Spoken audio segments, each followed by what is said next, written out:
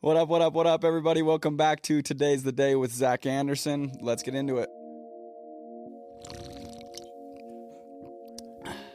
Hey, what's up, everybody? Welcome back to Today's the Day with Zack Andersen. What up, what up, what up? Welcome to Today's the Day. All right, what's up, everybody? Welcome to Today's the Day. Much love to everybody. Today's the day. Let me see if I can still do this. Will be good. I haven't thought about this yet. Tristen, it's Amelie Kaika Makai Kaneokalane persons. Holy crap. True? That was wild. I got you. I'm shook that you still remember. Okay, that. well, we were junior high. We were elementary. We go back like best friends, and I felt like I had to know how to pronounce your middle name to be your good friend. And I don't. That's stuck with you me. Remember that? Was that a pronounced correct? Yeah. There you go. I like it. So we're gonna have some fun stories real quick though, just to intro Tristen. I'm super excited. Thank you for being here to start it off. Yeah, thank you. And it's going to be a lot of fun. But those of you guys that don't know Tristen, the Ring King, kind of where it all started for him and the story we're going to go and roll over together today. He started making spoon rings as a teenager from a spoon that you stole from your mom's house. I remember being there when you started making these things and we were trying to bend it and we had like the ring measure and nothing was really working correctly. So janky, it was so janky. It was like sharp. Yep. I remember I used to wear one that we originally made and it would cut you and you put it on. I think I still have one of those from forever ago. But you dominate. I mean, dude, you took that thing and you ran with it and you killed it on the marketing side, I think is where the magic is. You ran that up to a multi-million-dollar company. You ended up getting onto Shark Tank with your business and signing a deal with Kevin O'Leary. Directly after that, Forbes went and published an article about you. You've been mentioned Utah Valley Business IQ as 2022 fastest growing companies.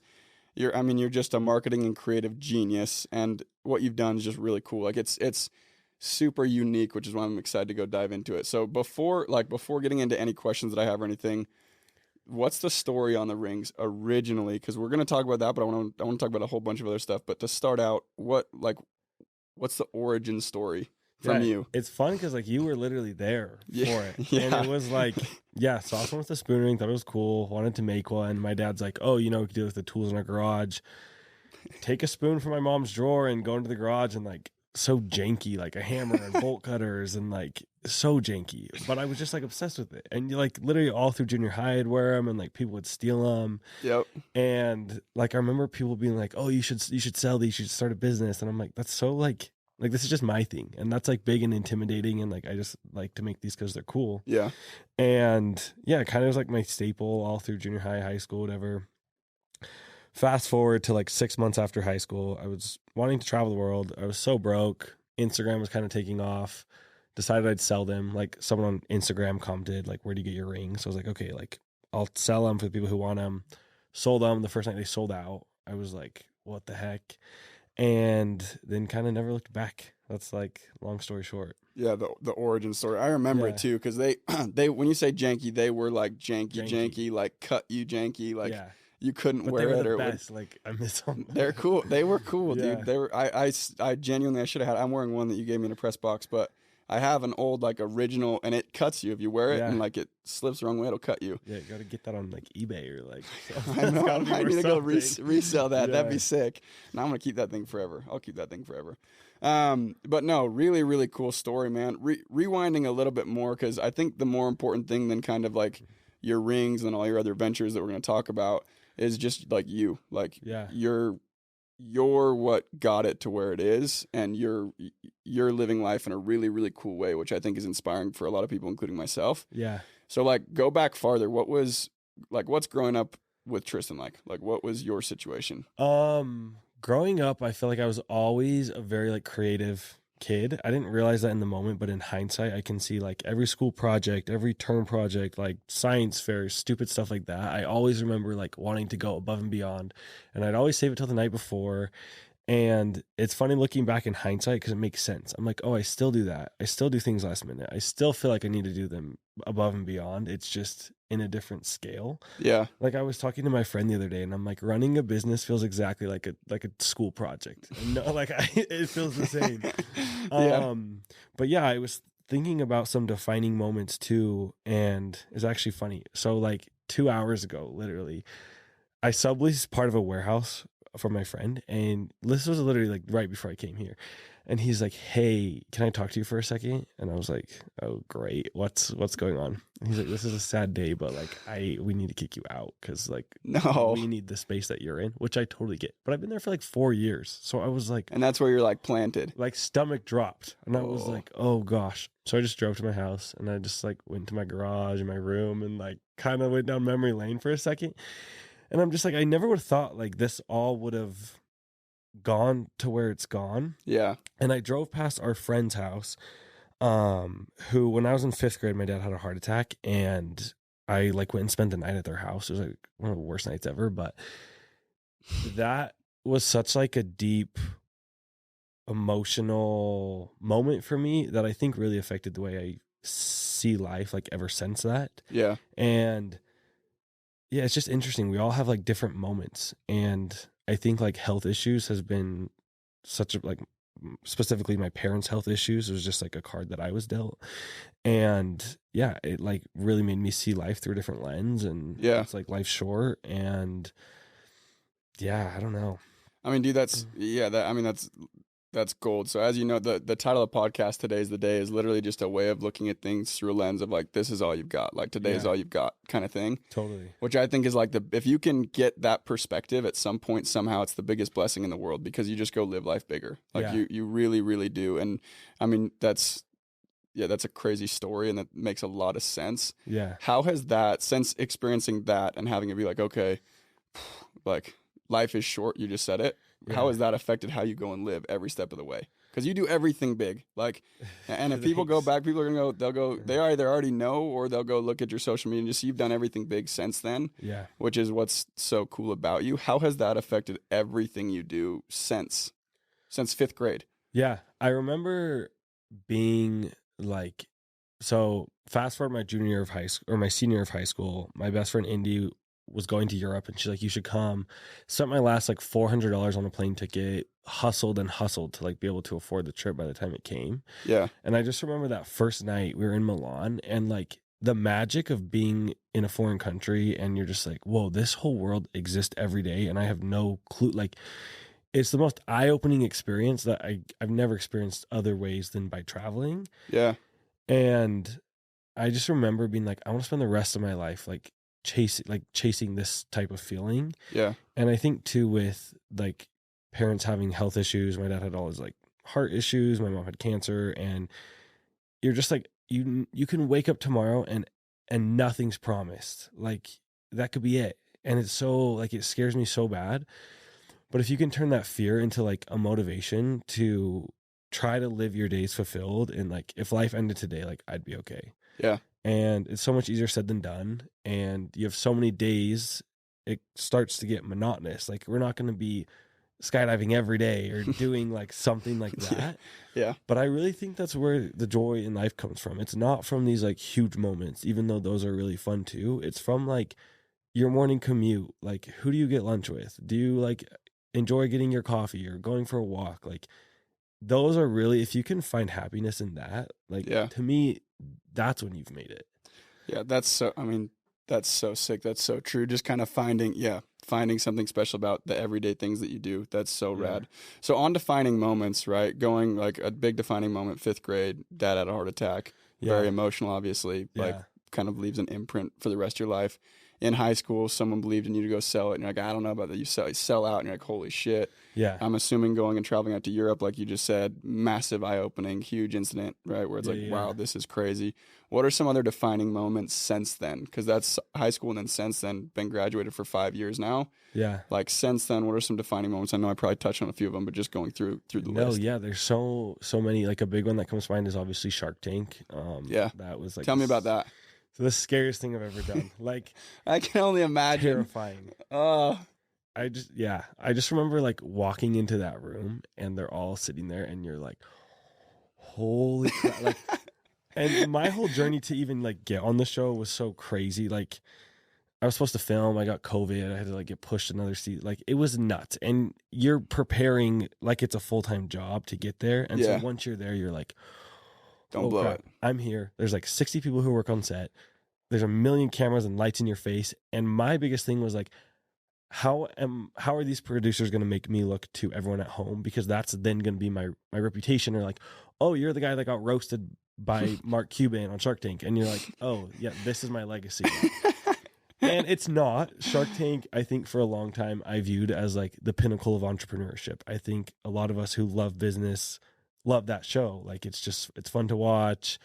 And yeah, I chased that forever. And then it's a kind of a weird feeling once you get it. Like I haven't watched the show since I was on it, which is so weird to me. I knew like every episode back to front, and it was like such a full circle moment for me. Like I used to literally sort spoons, and that show would just be like on like marathons of every episode because it was just there's nothing else I'd rather be doing. Yeah. That's unreal. But it was like it was vulnerable. It was cool. It was scary. Like the whole journey and I could do a whole podcast just on like what getting on that show and then what that whole day was like. Like so that day you get there like. Go ahead. Sorry. Yeah. No, I get there at.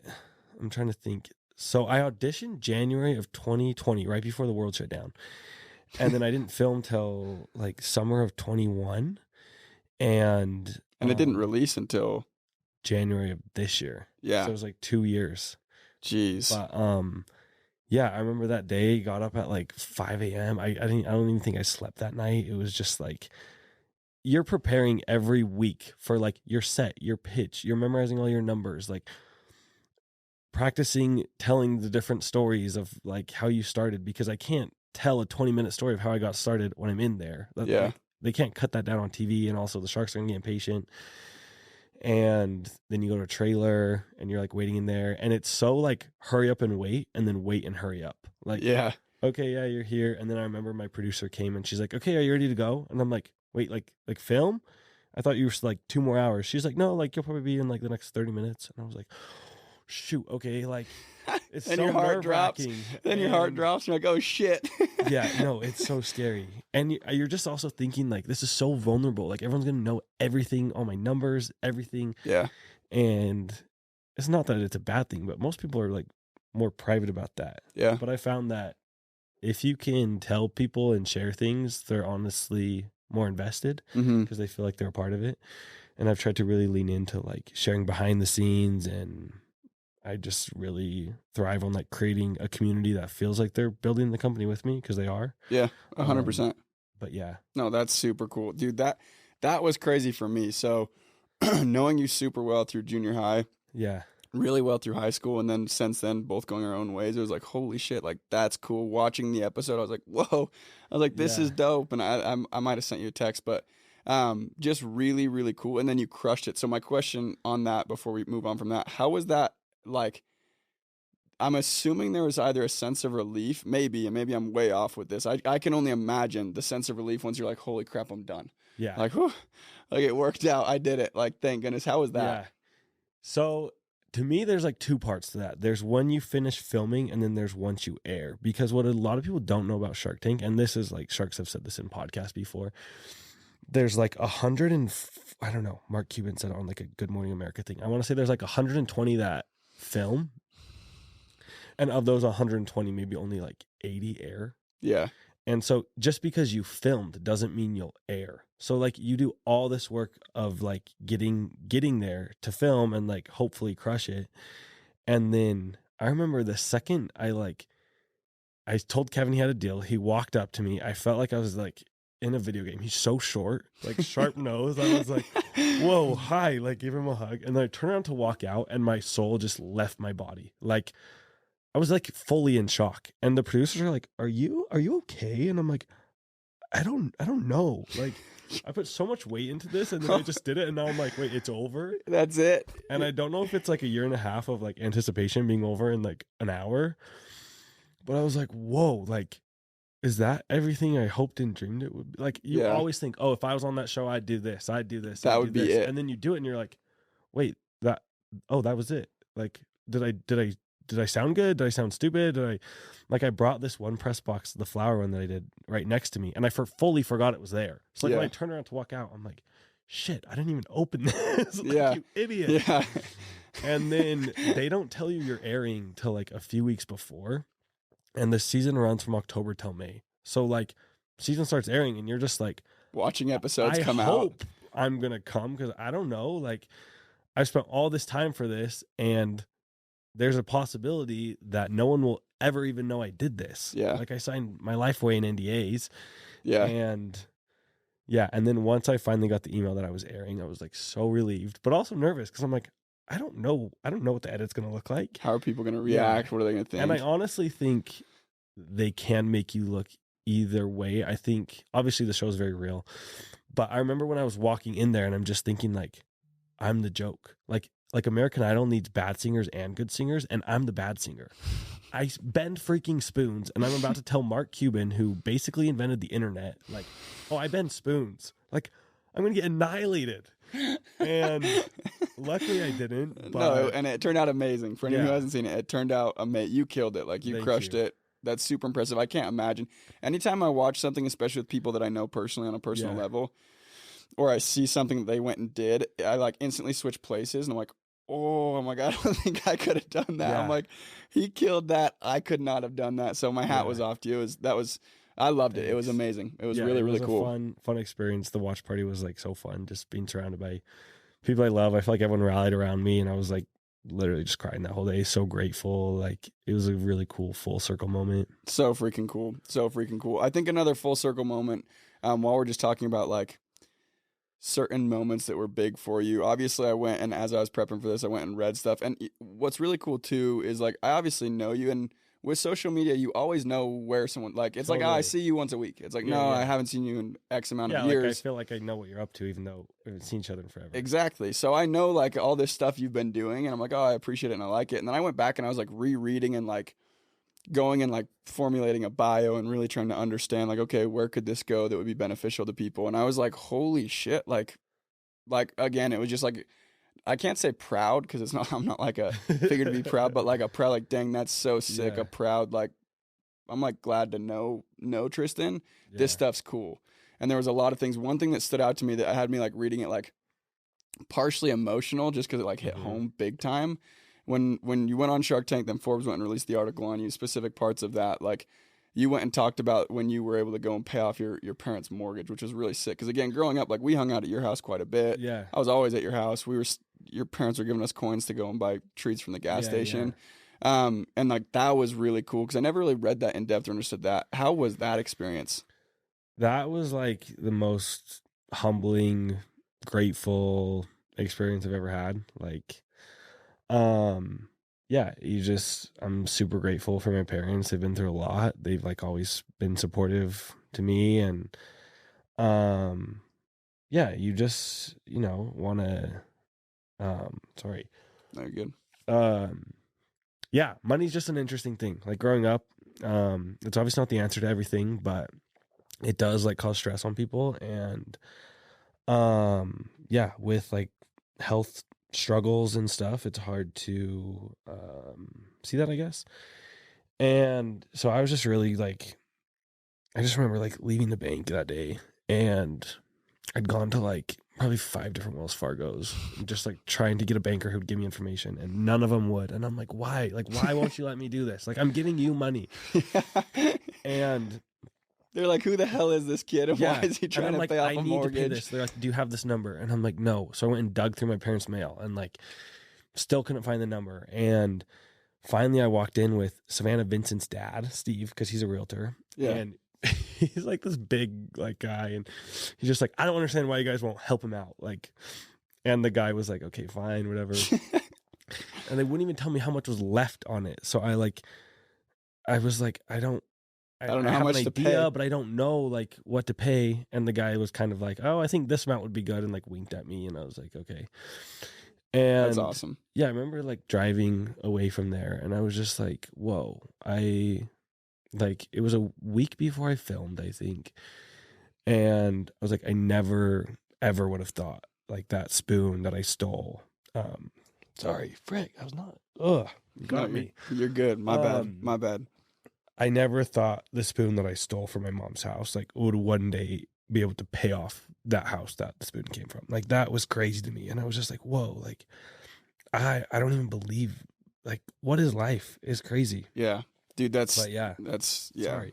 No, you're good. I love it, man. Like that's the good stuff. And like, that's the part where a lot of people go and they have like, a lot of people have goals or aspirations or whatever it may be. At the end of the day, like, that's the good stuff. Like that feeling is probably tenfold what you got out of Shark Tank, even though that was like your pinnacle of business success. Right.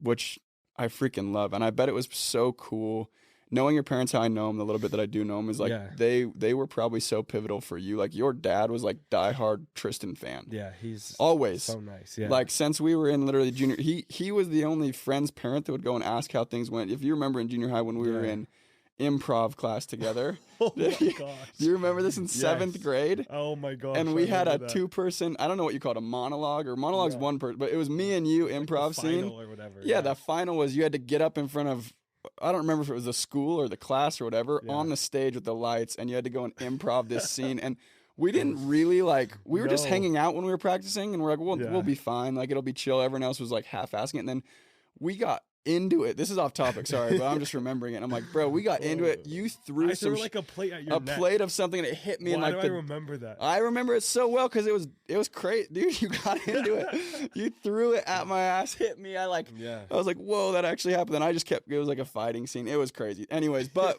the reason I say that, like, after that, I remember your dad was like, dude, that's like, you guys. It sounded like you guys nailed that. Like, that's so sick. He's like, I knew you guys were gonna nail it. I'm like, what? I'm like, I didn't even know you knew we were. Like, I didn't even know that. And then your mom is just like salt of the earth, the angel, like, sweetest lady. She fed me so. I love. If she's, I hope she's listening. Shout out Kim. Yeah, I love you. I love her. She fed me a lot. Probably doesn't even remember me, but again, you had huge supporters in your life, and since then, you even mentioned your guys' watch party and everything. You just everyone kind of came around you, and like what part do you feel like it plays to go and have the right people in your life, whether that's parents, mentors. Because that was a big, big, big thing for me, a big factor in my life early on. Totally. I think it's so important to surround yourself with people who you aspire to be like and whose lifestyle you look up to.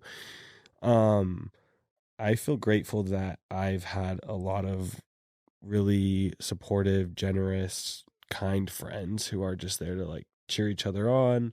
Yeah. And celebrate each other's wins and our resources to each other.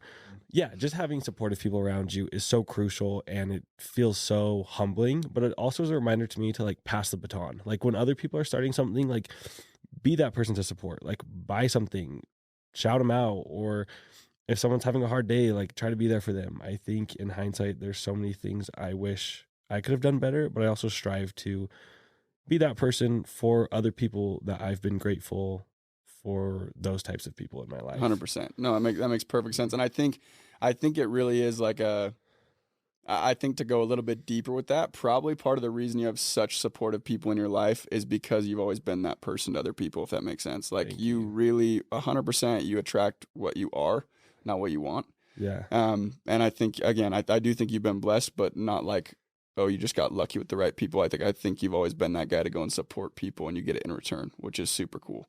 Yeah. Like, I think that's kind of the key to it all, right? Yeah, I like that.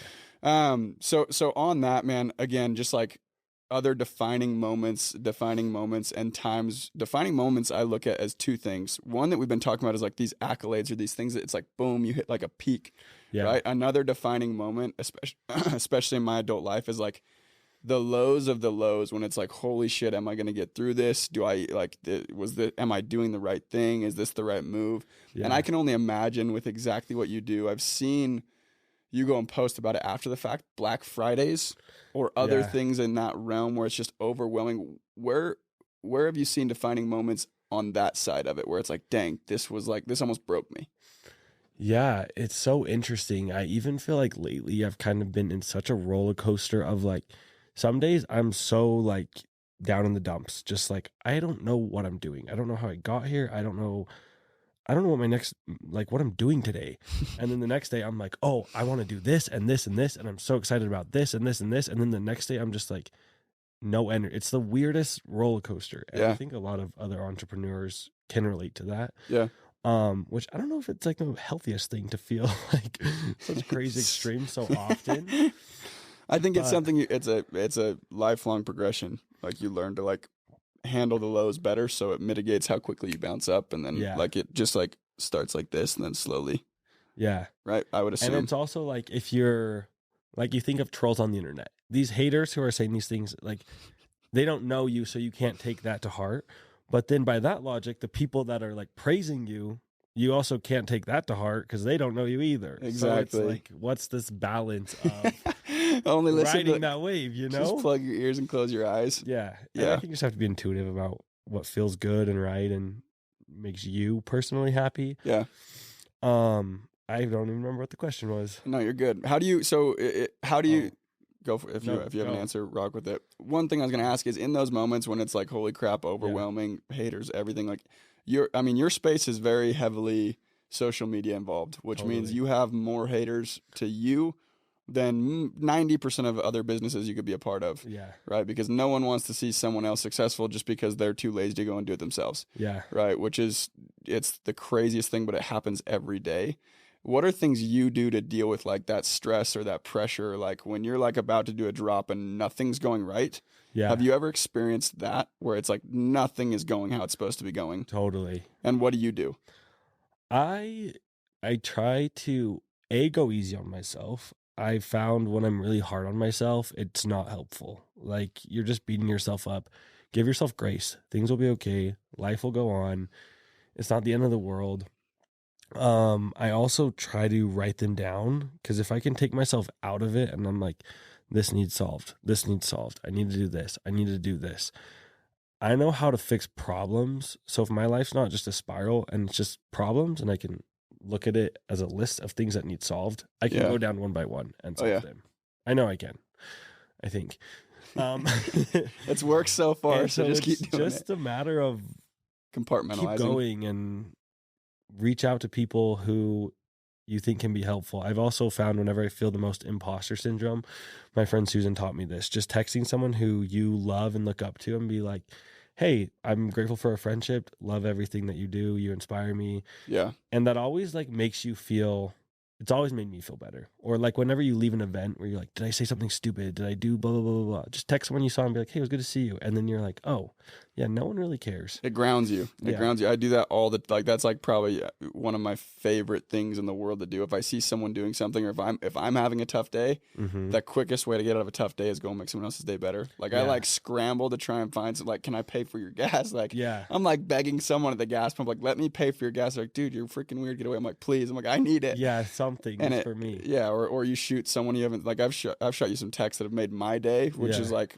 it's my favorite thing in the world. You text somebody that you haven't seen in years and you just let them know. Yeah, literally that. No, that always makes my day. That's such good advice. I also think about problems and going back to like internet culture is so like, we hate rich people, like burn the billionaires, blah, blah, blah, blah. And I think because there's a lot of people who have a lot of financial stress. Like we've all probably been there. Yeah. And it's easy to think someone who has money, it solves all their problems. Yeah. Until you reach a level where your financial needs are met. I think I'm having a stroke. Where your financial needs are met and you realize you still have problems in life. They're just not necessarily financial problems. But I also think of problems relative, because people love to compare, like, oh, you don't know what it's like to be blah, blah, blah, working mom and this, that, and blah, blah, blah. And you're right. I totally don't. Yeah. But that doesn't mean that your problems, whatever you're feeling, aren't valid, and your emotions. Yeah. So I think people need to be more careful of like invalidating someone else's life experience because they have something that they don't. Because even I think I grew up fairly humble. Like a car was always breaking down, blah, blah, blah, blah. And then I go to India and I see like people living in literally sticks and a tarp as their house. And I'm like, you ungrateful shit. Like you always opened the fridge and had something to eat. And you like, we have opportunity here, which is so valuable. So to say you grew up like humbly, to me, I'm like, that's so not true. Like I had the whole world. Yeah. But it's relative, you know? Yeah, it's so true. We literally have like, and when I say we, I'm anyone who can literally listen to this, anyone who can open because you're on $1,000 cell phone, I know it. Yeah. You're on $1,000 iPhone, you're opening this on Spotify or Apple or YouTube. Yeah. You have literally the golden ticket, and everyone does, and it's completely relative what situation or circumstance you're in. But I think like like you just said it, like the real secret to understanding, accepting, and then being able to dominate, because that's the process that you go through to be able to go and get into a place like yourself where you're dominating in your space, is perspective. Like understanding how you look at the world is how the world ends up being. Totally. So like, and that's also why there's suicide in the most wealthy areas. Like money doesn't fix the problems. Like having a nice house doesn't fix the problems. Like the real true problems, they are rooted in perspective and looking at life through a certain lens. And I think a lot of people go and look at life through this lens, like they have it so tough. And that's not to discredit anybody or what they're going through, but it's like, take a step back and look at exactly like you said. And for me, South Africa was that for me. I got to South Africa and we were working in a township, and it was like there was 30,000 people in this township. It's a 40-minute drive from Cape Town, which is like very wealthy, really, really nice area.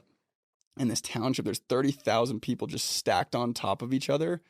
And I'm like, that's like a bedroom. And I'm looking at this, and it's like a corner of a shack with a wood pallet on the ground, a blanket, and like a ripped up blanket. I'm like, that's their bedroom. This kid's 19, that's his bedroom. And his sister sleeps in there.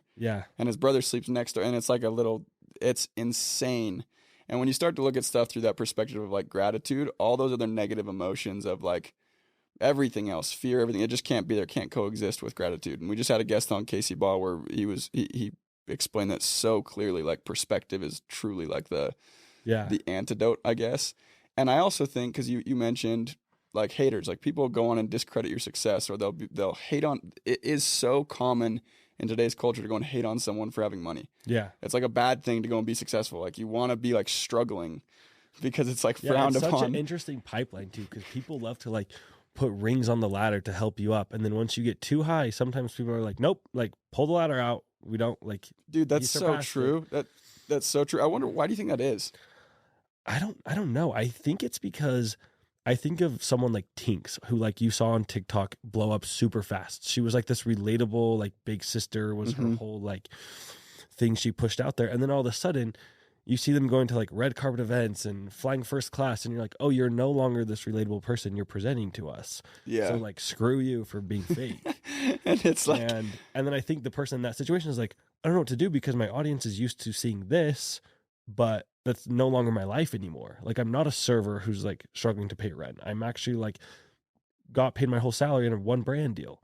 But then I think it's the non-transparency that people don't like. I think like authenticity is super, super key for it. But the cool thing is it's like, what bums me out is when I see people getting like almost to where they don't want to go hit a certain level of success because of the amount of hate that follows it. But really, like once you hit a certain level of success monetarily, like in a money sense, you have so much more impact and influence. And like, that's what it's all about. At the end of the day, like if you can go and impact and influence people in a good way, like, and help somebody else's day or life be better. That's what it's all about. So I think everyone should be, because there's like you mentioned, there's like a hate culture towards like the motivational stuff. It's like, that's like, you shouldn't want to be a part of that. And it's like, no, I completely disagree, but you don't want to be too far one way. I think there's just balance in it, which is, totally. I agree 100%. I could talk about it forever. I also think about finding what works for you personally.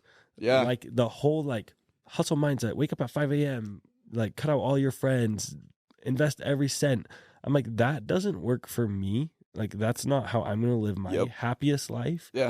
But if that's how someone else is, go for gold. Like, I literally do not care. Why should I care? That's not going to affect me if you're investing every penny. Like, I think of this certain person who I went to high school with, who, I mean, you can probably know who I'm talking about, would not like go skiing because he's like, oh, I remember me and Tanner and Bryant, we're going to go skiing with this person. And it's no shade to him because it works for him. But he's like, you have to think about what this money would be worth in 10 years. And I'm like, no, I have to think, do I want to go skiing with my friends today?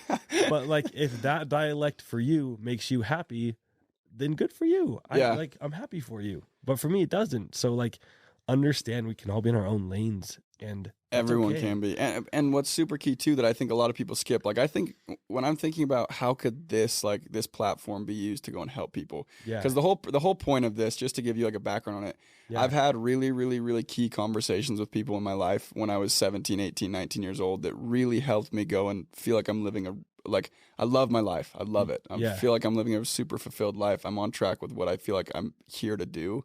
And those conversations were so key. And one that was very, very early on that really helped me is Casey Bogg was my guest last week. He's amazing. And he was just like, you need to identify what you want out of life. Yes. And that's exactly what you're saying. Like, that's when you can, because a lot of people, yes, everyone has their own lane. I would be willing to bet over half of my friends have no idea what their lane is. Mm-hmm. They don't know. Yeah. So they're trying to steal everyone else's, and like they see them happy, so they're trying to do exactly what they do. They're not finding fulfillment there, and then they have this identity crisis, and then people are just harsh and rude because they're also in a weird spot. Like, knowing what your lane is, I think, is super key, because for that particular person, like, that's what gets him jazzed. Like, thinking about what that money's gonna be worth in 10 years gets him jazzed. And for you, skiing is like that. No, I want to go and enjoy myself right now. Yeah. Neither is the right answer. Yeah. Right. But it can be for you as long as you go and identify that. And if anyone that's thinking 10 years out with money, they've gone and planned this out and they know exactly what they want. Totally. And then obviously yourself getting to where you're at and dominating how you are, you're very calculated with what you do. You're not just throwing shit against the wall and hoping it sticks. I guarantee it. Mm-hmm. Right.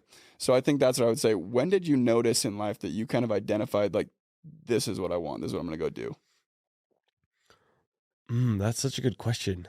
I think with the rings, it started like the first collection sold out. I'm like, oh, I'll do it again next week. Sold out again. Sold out again. I'm like, I can't keep doing this, but I think I could do this once a month. I want to travel the world. I can use this to fund my travel. Come home, do a ring drop, go on another trip. Come home, do a ring drop. And I found myself with this beautiful marriage of traveling the world with my friends and doing cool experiences, which I know is like beyond privilege. Like not many people could do that. And I was so grateful for that life. But then on the hindsight, when I was coming home, I was literally working 12-hour days to bend spoons and handle customer service. And I wasn't doing things very efficiently, but there's nothing else I would rather be doing. It was so fun to me. Yeah. And when I fell in love with that, it was like, where can I see this going? And I remember having friends who were also doing business, like my friends Colby and Kenzie who do thread wallets. When I met them, I thought it was the coolest thing. And now I realize everyone has jobs and you meet people who own companies all the time. And most people are like, oh, you do this, that's cool. But my personality was, oh, tell me everything about thread wallets. That's so cool that you own your own business. Like, I personally was fascinated by it. Yeah. And those were the moments when I realized that's who I wanted to be. I saw this quote the other day that said, and all along who you are has always just been who you want to be. And I was like, whoa, that's so Say that weird. again. Say that one more time. And all along who you are has really just been who you want to be.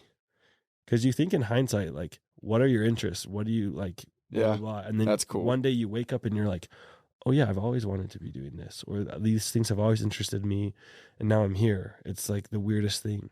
Yeah, like life just kind of falls in place for you. Yeah, but I think also have grace if you're still figuring it out. Like, people who you think know what they're doing have no idea what they're doing, and I think most people will tell you that. They're just enthusiastically confused. Yeah, and even like I listened to this podcast with the CEO of Dell Computers, and they said, "What are you stressed about?" This was like he was reflecting on this. And he said payroll. And it's like he was breaking the world with this new computer and he was stressed about payroll. Like, people really don't have any idea what they're doing, and that's okay. Yeah. And I even feel like I'm living that a little bit right now, where I'm just like, I don't know what exactly I want to do. What direction do I want to take this? Where do I want to be in 2 years? I don't know. Yeah. And I think that's also okay. Because it's more than okay. That's like the best. Like, that's a blank canvas. Yeah. And I find so much fulfillment in these like big moments, like Shark Tank, Forbes, this, blah, blah, blah, this huge press box release.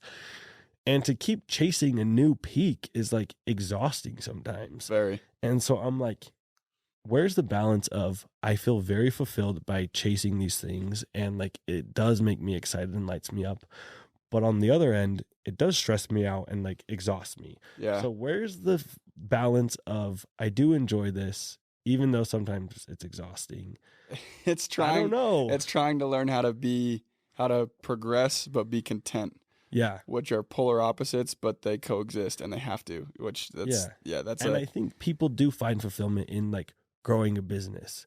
It's not like, because some people are like, oh, they just want more money, more money, more money. And I'm like, no, I think a lot of people, it becomes a game. Once your financial needs are met, you're just like, oh, How big what else can I this? do? Like, and I know friends who have businesses who it's not in like a greedy way at all. It's just like wanting to fill a potential. Yeah. And it's not always viewed like that. And I wish people could see inside their mind, because it's like, no, they just want to like grow their passion. Yeah. You'll find the people that hate on that, or the people who speak down about someone else who's really pursuing whatever they want to pursue, whatever that may be at all, is literally someone who's just scared to do what they want to do.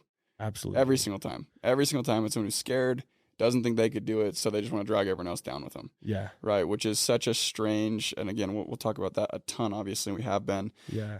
It's so strange, but I think it's super key to remember, like, progression in general in any manner is like a very, very good start to a source of fulfillment. If you don't know exactly what you want, just start going in the right direction. Yeah. Like remotely. Yeah. And then you'll hone in on exactly what you want to do, and then you'll be able to go and check off big benchmarks exactly that you have, which is exactly what I would say. Have you listened to the Steve Jobs thing about the dots?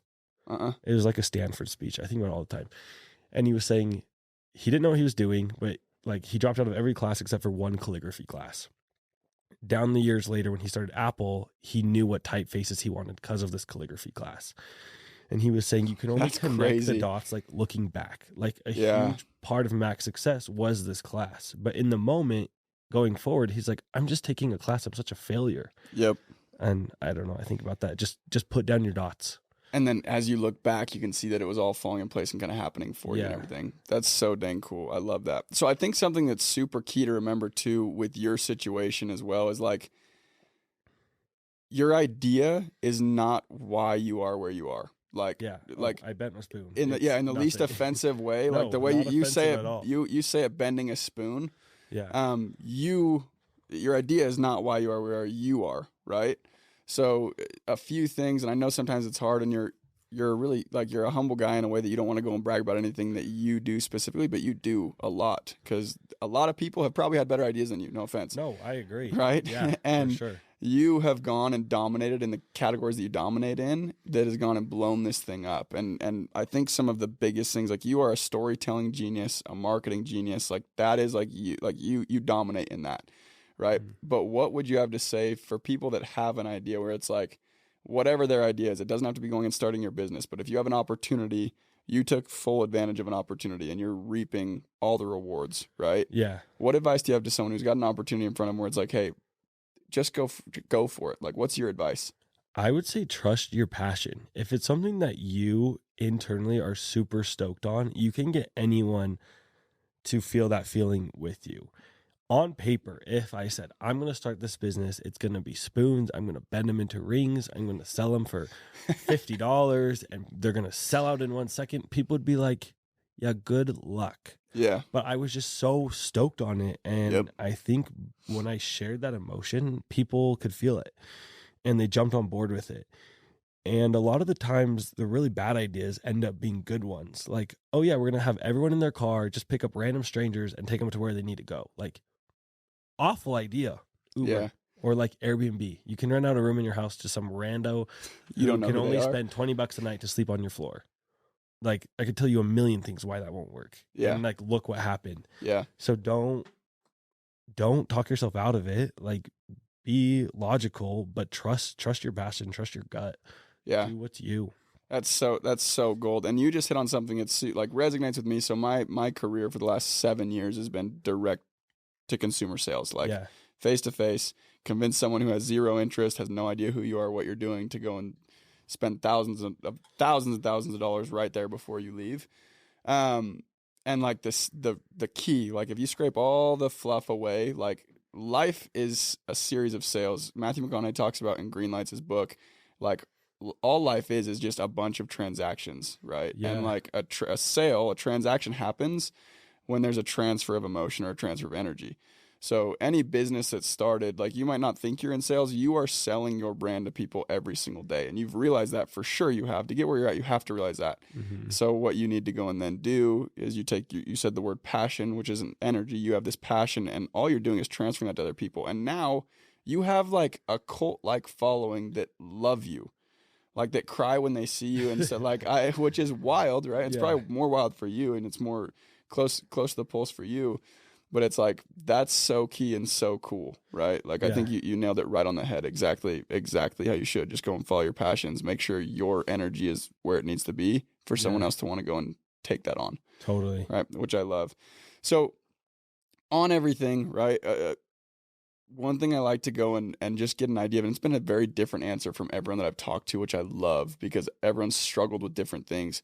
What would a piece of advice be for the younger generation? We live in a time where no one's really gone and grown up in this time period before. No one has grown up with this kind of cancel culture, this kind of viral opportunity, this kind of like economic uncertainty and things just being pushed to you, and the media and everything being so negative. Like, there's so much, and maybe I'm just getting old enough to start noticing it, but I don't think there's ever been a time like right now to grow up or like go and become an adult in. Yeah. Like, what advice do you have? Because you've gone and obviously you're living a super fulfilled life from what it sounds like.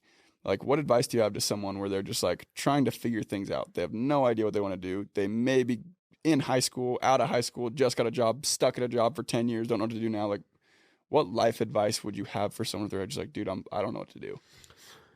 That's a broad question, so good luck. It's funny, I was thinking about this in the shower today, actually, because that first trip out of the country like fully changed my perspective. I honestly don't know what I would have done if I wouldn't have gone on that trip, or what my life would look like today. I would honestly say travel. Go on a trip to a foreign country. If you can make it to Asia, like, there's flights out of LA you can find for $500 round trip. Once you get there, a villa's $20 a night. Like, you can make it happen, I promise you. Yeah.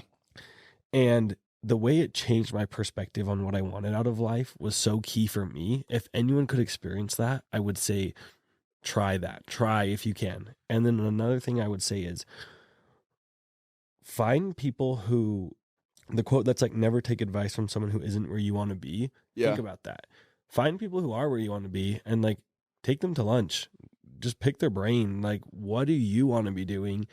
And trust those people. Yeah. I remember when I graduated high school, actually my senior year of high school, when it's like, are you applying for colleges, blah, blah, blah, blah, blah. And I never did. And it just didn't feel right. And I was like, I'm such a failure. Like, I'm that delinquent who's not going to school. And like, I know I'm not a delinquent, but it just it didn't click for me. Yeah. And it didn't feel right in my gut. And I remember the counselors calling me down one time and like, hey, you haven't applied for a college. Is there a reason why? And I'm just like, why are they... What? Like, that's a whole nother, we could do a whole podcast on what motive formal education on itself. Yeah. I think it's so twisted, but find people who are where you want to be and go talk to them. The people who were where I wanted to be didn't have college degrees. They just went for something. They were trusting their gut. They were networking with people who they liked. And I feel like you're a great example of someone who found people who you admired and looked up to, and like, now that's your circle. Yeah. Where at the beginning it was just like, oh, I look up to these people, and now you hang out with them all the time, and I think it's so cool. Yeah, I would echo that more than anything. That those multiple answers are so freaking cool. The one that to me is like taking someone to lunch. You'll realize anyone who's truly successful will give their time to a total delinquent, not going to college kid that's like, hey, you shoot them a text, or you get their number, or you see them in person, you're like, hey man, you're exactly where I would like to be in a business sense in life. I would love to sit down for 30 minutes. I have a list of questions. Like, would you be willing to do that for me? You will not find a single person who's genuinely successful that will say no. Yeah. No matter how. People are so like excited to give. They are. Like, that's the point of it. Like, that's, like I said, like, that's fulfilling to them. I'm willing to bet. So go. I think that's so key. But so many people don't do it. Yeah. I've never understood how you can be in a specific industry or a specific position, and there's these people all around that are just dominating, and you won't just go say, hey, can I have 30 minutes of your time? Yeah. They have a blueprint of 30 years of how to go do exactly what you want to do. Yeah. I've never understood that. It's like the best advice I think anyone could ever go and give to a young person trying to figure out how to go and dominate. Or to anyone, like literally, literally anybody. It goes back to what we're saying. If you have a device that you're listening to this podcast on, which you do, we're living in a time where we have access to every resource, tool, information in the entire world in our pocket. Yeah. And how lucky are we? Like, why not do something with that? You can DM a billionaire and go to lunch with them. Yeah. And you'll find out they're just a person. Like, Genuinely, they're just people. Yeah. And they love to help. Yeah. They it's love like to help. any successful person or someone who's doing the career you want. Worst thing that happens is they say no, or you don't go anyway. So you might as well ask. Yeah, exactly. And yeah, just like, don't be scared. Like, go for it. Yeah. It's like, what do you do? This is totally off topic. And obviously I could talk forever. And that's like the hardest part of this is like having to stop talking. But how do you go? Because there's obviously times where like the fear of failure paralyzes so many people from doing what they actually want to go and do, or from going big with something. Right. And you even mentioned it a little bit. Like, you're like, dude, like, no one would buy these. Like, why would I sell them? Like, it's kind of there's like a definite fear of failure for you as well. And I'm sure there has been since, even with big drops or whatever it may be. Yeah. What are some things you do to go and like combat that fear of failure and just be like, no, I'm going to do it. Like, I'm just going to send it. I got this. Like, what do you do? That is a great question. There's definitely been like big POs where I'm like, whoa, I really hope this sells, because that is a lot of money. But even like at the beginning, I remember buying forks and it was $20 and I probably had $100 in my bank account. And I was like, the thought of losing $20, I was like, oh my gosh, okay, here we go. But I found it makes me hustle harder. Yeah. Like, if there's more on the line, make sure you believe in it. That's what I would say. Don't half-ass it or just do it because someone said or blah, blah, blah. Yeah. Believe in it yourself. Don't fake that. Yep. And make a plan. Plan it out. Be like, hey, I'm going to do X, Y, and Z and follow through on those. Yeah. There's times when I've been like, oh, I'm just going to buy this and throw it up. And like, no, you got to show people how much you care. If you can't communicate that, at least in like the world of social media marketing, e-commerce, show people how much you care. If it's just another product, the world has enough products. The world has enough rings. But like, you don't have one that's crying and you didn't like hear about it because I told you the story of me crying on this podcast just barely, and like you sent me a picture of you crying in your car. Like, that's what made it cool. Yep. So just communicate your messaging and talk to people who you trust and walk it through. Like pull belief from other people. Yeah. That's one thing I've always done. Like, take things slow. Like, there's no pull triggers and make things happen, but also don't be afraid to be methodical about them. Yeah. Don't just like, anytime someone's rushing you into something, red flag. Yeah. Like, I found when people are like, oh yeah, I just want this, just like do this, blah, blah, blah, blah. I'm like, whoa, this feels so invasive and like wrong to me. I'm more like, tell me about what you do. Show me a case study.